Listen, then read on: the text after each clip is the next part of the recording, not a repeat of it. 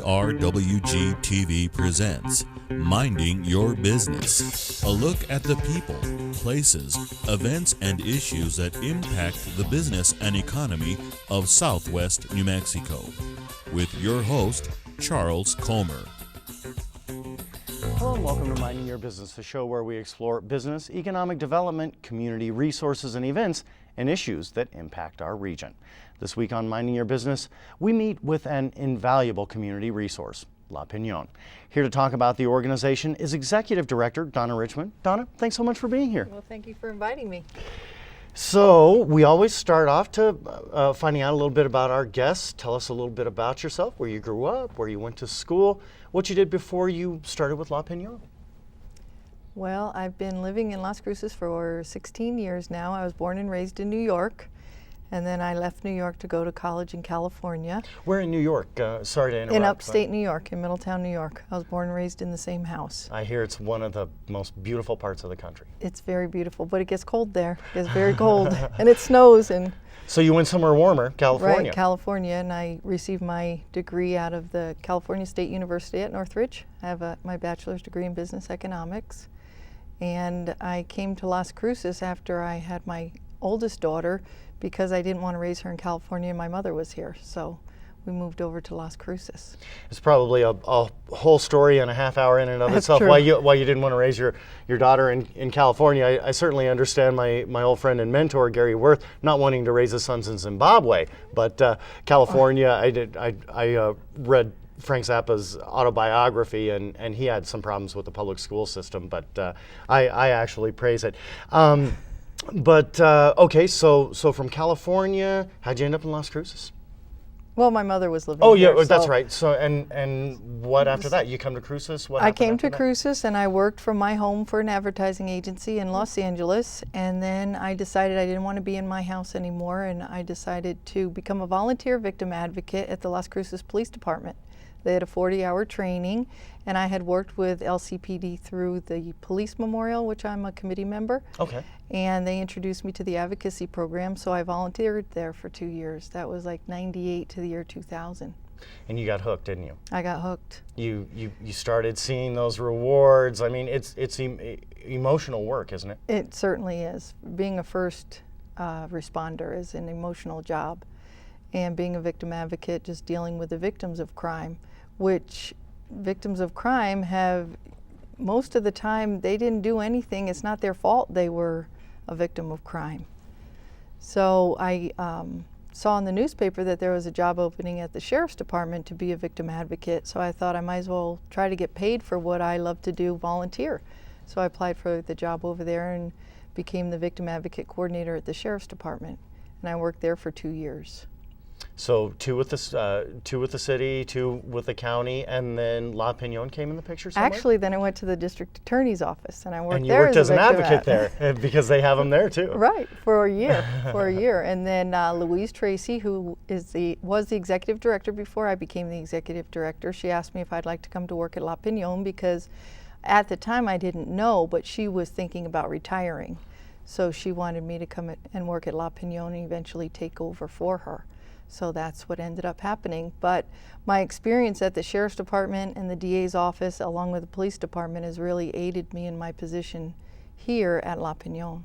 I can imagine you know the lingo, and you also know the law side and the order side, to not to be too cliche, but fascinating. So tell us, we're not using the full name of La Piñon. So it's La Piñon Sexual Assault Recovery Services of Southern New Mexico. Did I get that right? Very good. It's a very long name. So tell us exactly what is it outside what it very obviously is from the name. Okay, we are the only full service sexual assault, sexual abuse responders in Southern New Mexico. So we provide the counseling services, we provide prevention education, we are first responders with law enforcement. We do the sexual assault nurse examiner exams at the hospital to collect forensic evidence. So we have all of the services for sexual assault victims under one umbrella. How is the organization, or actually let's start instead with how it's funded. We'll get to that. Tell us the history of La the Piñon, organization? we've been providing services here in Las Cruces, Doña Ana County for the past 16 years. We've had our SANE unit for 10 years. And actually, Louise Tracy was the executive director for 11 of those years. Wow. So she really grew the program. It was first crisis intervention. That was what they did initially. And then she provided contract counselors to provide mental health services to the victims. She added the prevention program through our coalition. We are part of the New Mexico Coalition of Sexual Assault Providers, and we do receive funding through them to provide prevention education. And then she wrote the grant to start our SANE unit at the hospital. And we're going to find out more about the SANE unit. So like a lot of nonprofits, you get your money in bits and pieces for those who give you grants, donations, contributions, Right. and sometimes for a specific arm of your organization, like the education, like you say. Right, and we grow our agency, and we start to develop the statistics and keep patterns and track of patterns and Okay. numbers to support what we write grants for. So not one of the many things on top of all your services, you also do record keeping and keep some statistics on sexual assaults in our area, right? Right, in our area, absolutely, because we have to report to our grant funding sources. Now, let's talk statistics. I know you've jotted down a couple sobering statistics, and feel free to go to the page if you'd like. Share some sexual assault statistics, maybe even specifically in our area. Well, I think the first thing for people to know is that sexual assault is not what we would traditionally call stranger rape, where someone jumps out of the bushes and would rape a woman. Which has traditionally been considered the term rape and now sexual assault. That is traditionally what it's thought of. Okay. Right, and although we do have those victims are out there and they do exist.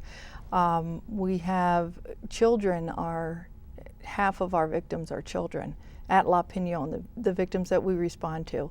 And of these children, statistically speaking, the 53% of the children under 13 who are sexually assaulted are males, and they are assaulted by someone they know or a family member.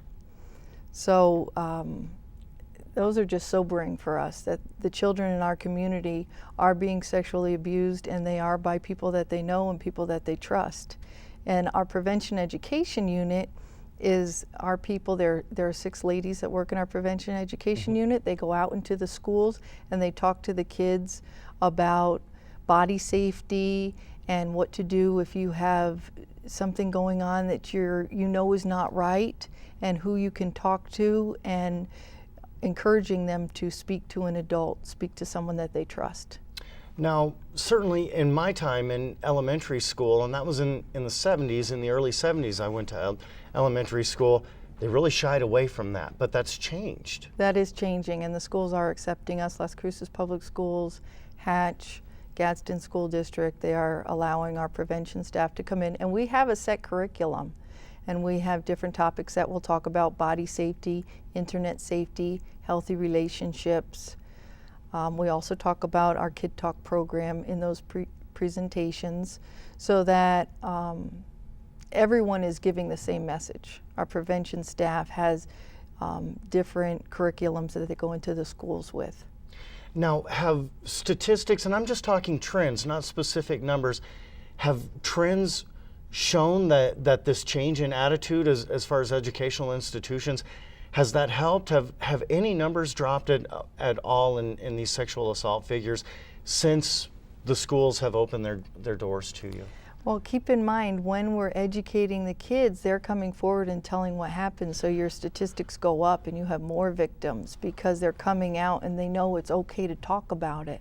So they're talking about it now. And that's what we encourage families, friends, talk about sexual abuse. Talk about your body parts and what your child would call them. It's not taboo for your child to talk about their body parts. So in this specific case, seeing the numbers actually make a trend up, that just means we're having better disclosure, better reporting on behalf of the kids, and therefore mission accomplished. Exactly, yes, yes. Now, statistically, and you've touched on this a little bit, women do make up the majority of victims, like what you were talking about, stranger rape. But demographically, who else are victims? You said 53% of children under 13 who were sexually assaulted are boys. Any other figures along those lines demographically? Well, and keep in mind when we're talking about adult sexual abuse, women are more likely to report the abuse. Okay. Men who are being sexually abused because of the stigma in society are most likely to keep it to themselves, not seek help, and not report. And also keep in mind when we talk about sexual assault cases, these are the ones that we know about. These are the ones that are reported. There's so many out there, how can we guess, that are going unreported? And when we think about a 6-year-old child who is being sexually molested by his uncle, I think about who else is out there that hasn't disclosed yet, that hasn't come forward, and we need to reach those children. Now, then, a message to males out there who may be victims of this: you are someone, La Piñon is someone they can turn to. Correct. And if a male victim of sexual abuse over the age of 18 would like to report, would like to receive services from La Piñon, they can come to La Piñon. We are not mandated to report to law enforcement. If they just want to receive counseling services, they want information, they want to talk to someone, they can call La Piñon. That does not mean we're going to call law enforcement, we're going to report it to anybody else. Now, what are some nuts and bolts of the organization? Where is it located? Number of professionals and volunteers? And if you have it, numbers of doctors and nurses involved, because the medical community is really behind you in this organization. Yes, absolutely. We're located at 525 South Melendres. We just moved there in October. We're actually having a grand opening on Friday, April 18th from 3 to 6 p.m. You're more than welcome to come. It would be nice to see you there. That's where our main offices are located. We do have our SANE unit, which is at Memorial Medical Center.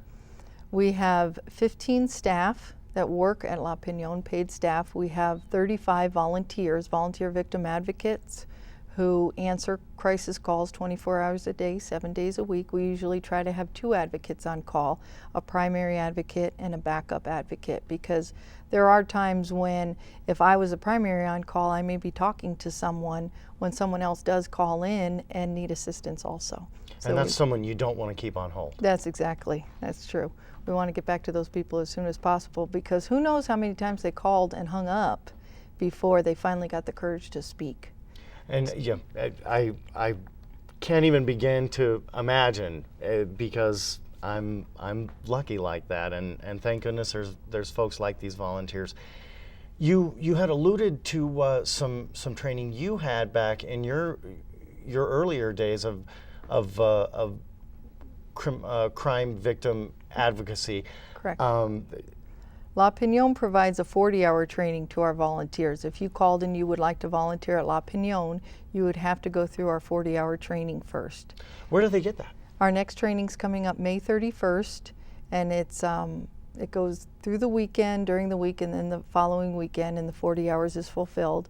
We do have some field trips to other community service providers in the area during the week. We go to the SANE unit, we go over to Families and Youth Incorporated so they can see the different pieces of our puzzle to respond to sexual assault victims. And we do have community volunteers come in, like we'll have a detective from the police department come in and talk to our volunteers about what it's like to respond as a law enforcement officer, what they expect from our victim advocates. We have the district attorney's office come in and speak about what happens to the case after the advocates responded and it goes to the DA's office. We have counselors come in and talk to them about the mental health component. So we try to have a full circle training for them so they are prepared. We don't just send them out, okay, you're trained, go respond to sexual assault victims. We do have a shadowing system where if it's my first call, I would have someone go with me, or someone help me with the call.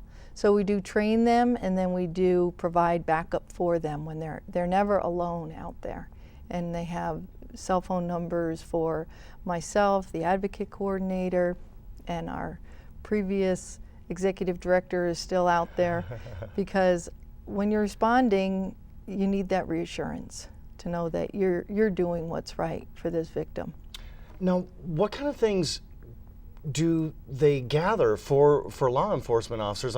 I'm curious about that, because this training sounds invaluable in everybody meshing, because this has got to be a team effort. I'm sure. What kind of things are we talking? Interviews or Well, the victim advocate is there for the victim to make sure that they're comfortable, that they understand what's going to happen next, that they have a choice in what's going to happen next. An adult who is receiving services and say law enforcement is involved and they're at our SANE unit and they're going to have an exam done. At any point they can say, no, I'm done, I don't want to do this anymore, and because there's different triggers they'll have throughout the procedure. So there is the interview with law enforcement, the interview with our SANE nurse. The advocate is with the victim all along the way to make sure they understand the questions, to make sure that they're comfortable. A lot of times when victims are traumatized, they haven't eaten or drank anything, to make sure that they're taken care of in that respect. Mm-hmm. If there's someone that they need to call, that they want to come over, if they maybe need to go home and talk to their mom about it and they don't want to go alone, an advocate can help facilitate that conversation, or a conversation with a boyfriend. It's pretty much what that victim needs at that time is what our advocate does. And I've learned over the years what I think the victim needs and what they need may be two different things. So I concentrate more, and our advocates do, about what can I help you with right now? What are you thinking right now? And I always tell the story about a victim that I had that, she was beaten on the side of her face. Her face was black and blue. She couldn't see out of her eye. It was all swollen. I was going to take her to the eye doctor so she could get the medication she needed and the medical attention. And so that's my priority. That's what I'm working on. And as I talked to her, I realized she really hasn't eaten. So I get her something to eat at that time, and then I asked her how food was at her house. Well, she had received a bunch of canned goods, but she had no can opener. So she said, I have food, I just can't open it. So after I dropped her off at her place, and this was when I was with the Sheriff's Department, which is a different response than ours respond, because I am allowed to go to her house with the sheriff's deputy. So I went and got her the can opener and brought it back.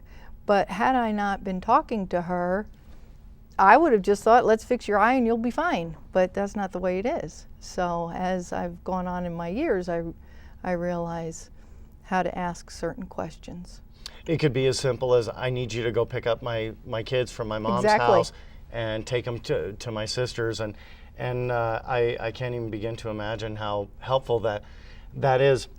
Now, we've got about 4 minutes to talk, and I definitely want to get into some of the education. Let's talk the SANE program for a minute. You've referred to it a lot, and tell us the acronym again and what the program is specifically.